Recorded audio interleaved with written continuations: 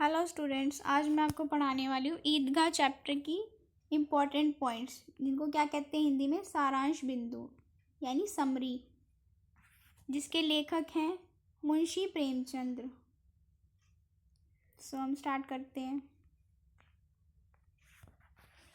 कहानी का मुख्य पात्र कौन है? हामिद, जो कि एक 4-5 साल का अनाथ बच्चा है।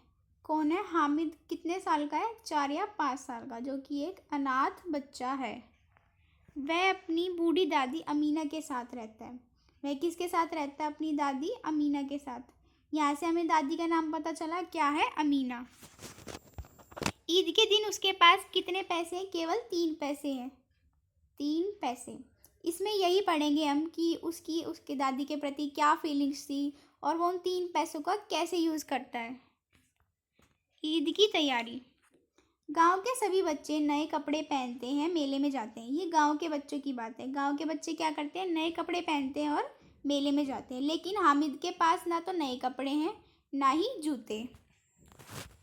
ईदगाह की ओर यात्रा। हामिद भी गांव के अन्य बच्चों के साथ ईदगाह यानी मस्जिद की ओर जाता है। वो भी उनके साथ ही जाता है।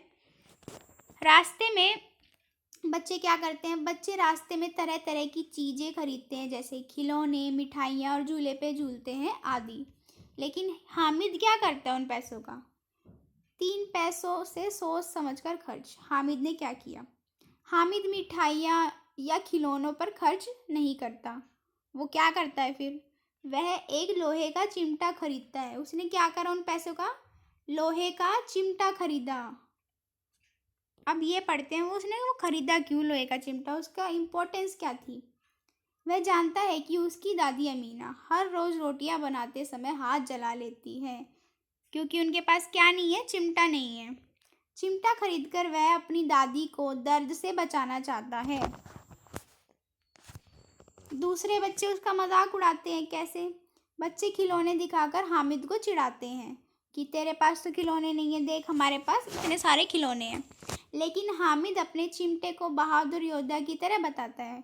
वो क्या बताता है? कि मेरा चिमटा तो एक बहादुर योद्धा है। घर लौटने पर दादी की प्रतिक्रिया, मतलब दादी की क्या फीलिंग्स थी। पहले दादी अमीना चिमटा देखकर नाराज़ होती हैं। पहले वो उस पर गुस्सा करती हैं कि तू ये चिमटा क्यों लेकर आया। लेकिन जब हामिद उसका कारण बताता है, वह भावुक हो जाती है। फिर वो जब उसका रीज़न बताता है कि वो क्यों लेके आया, तो दादी इमोशनल हो जाती है।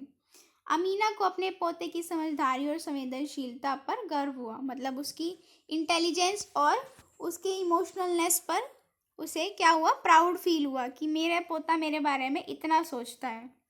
इसका मुख्य संदेश क्या है? अब ये कहानी हमें क्या बता रही है? सच्चा प्यार त्याग और समझदारी में है। मतलब त्याग, त्याग मतलब किस में है? सच्चा प्यार किस में? त्याग में और समझदारी में है।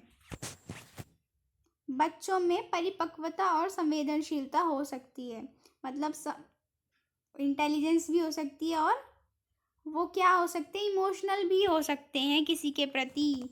वो भी समझ सकते हैं कि औरों का दर्द क्या होता है। प्रेमचंद्र ने गरीबी में भी आत्मसम्मान और संवेदना को दिखाया है कि सेल्फ रिस्पेक्ट सिर्फ अमीरों में नहीं, गरीबों में भी होती है। ये हमारा ईदगाह चैप्टर का सारांश था। आई होप आपको समझ आया होगा। तो लाइक करें, शेयर करें, कमेंट करें और लास्ट में सब्सक्राइब भी कर देना। Thank you.